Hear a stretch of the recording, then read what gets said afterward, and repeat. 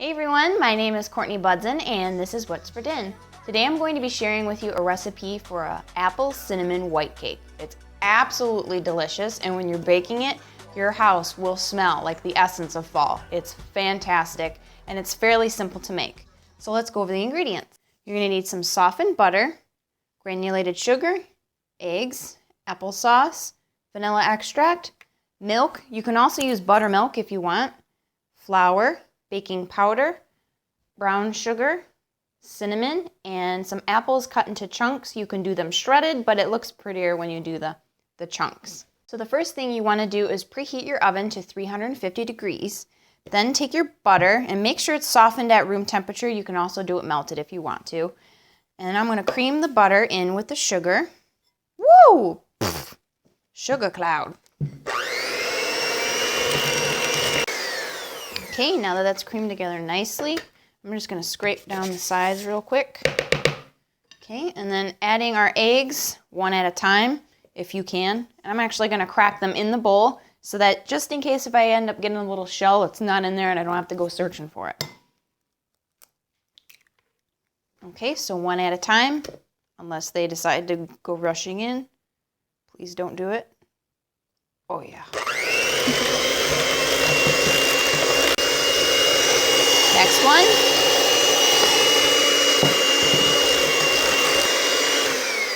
Okay, now we're going to add our applesauce, and this adds a lot of moisture to your cake and adds to the apple flavor. And your vanilla extract. Mix that in. Okay. I'm going to wipe down the sides of my bowl and just make sure everything's incorporated. Okay, and then we're going to set that aside. Okay, now we're going to sift together our flour. And if you don't have a sieve, you can just whisk it together and just get all the clumps out. And our baking powder. All right, and then we're going to take our wet ingredients and we're going to interchange in between our flour mixture and our milk mixture. So we're going to mix in a little bit at a time just so that we make sure that we're not over mixing it by having to blend the whole thing all at the same time. It always works out better that way. So I'm just going to add a little bit of flour mixture, a little bit of the milk. Whoop, that came out faster than planned, but that's okay. Scrape off what's on my spoon and blend this up. Okay. Adding more of the flour mixture, the milk, mixing again. Okay, and then we'll do more flour. I think I'll just do the rest. And the rest of the milk. Mix again. Okay, when it gets to that point and you can see that there's still stuff on the sides, I stop with the hand mixer and I move to my spatula just because I don't want to overmix this. Overmixing is always makes the cake more dense and tough, and you want this to stay light and fluffy and delicious.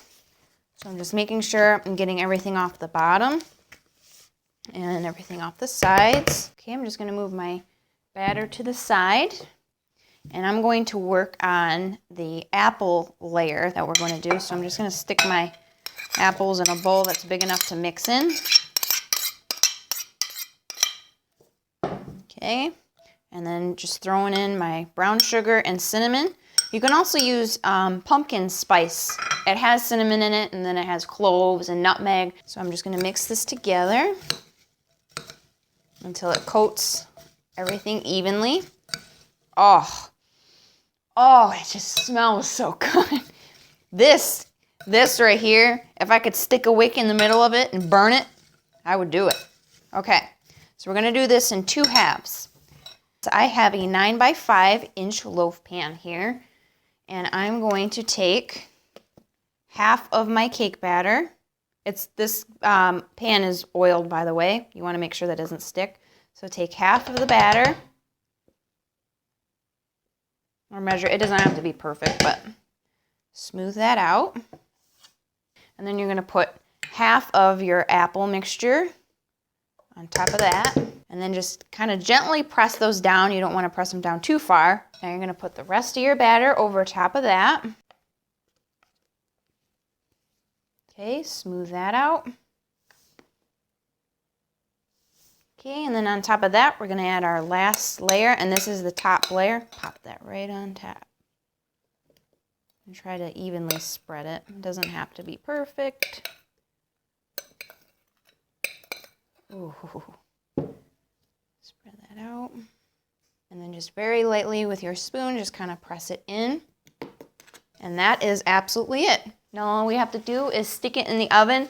It always depends on how hot your oven is. So I'm gonna throw this in a 350-degree oven for about 50 minutes. Stick in a clean knife or a skewer and see if it comes out clean. And if it doesn't, put it back in and just keep checking it until the skewer comes out clean. It's not mushy in the center, so I'm gonna put it in the oven now. All right, our cake was in the oven for about an hour. I checked on it at 50 minutes and it needed just a little bit longer. Smells so good in here. It's unbelievable how good it smells. You can see how crumbly it is. The apples, ooh. Okay. I already cut into it. And yes, I already tried it, but who's judging? Look how moist that is. Cinnamon. What better combination is there other than apples and cinnamon? I really don't know of one. This is perfect to have with ice cream and some whipped cream on top. Put some cinnamon over it. It'd be perfect. So I hope you enjoyed spending time with me, and I'm sure that if you liked this recipe, you'll like my other ones. So you have to check those out on my YouTube page. And also please subscribe for many more recipes to come. Thank you for watching. Bye.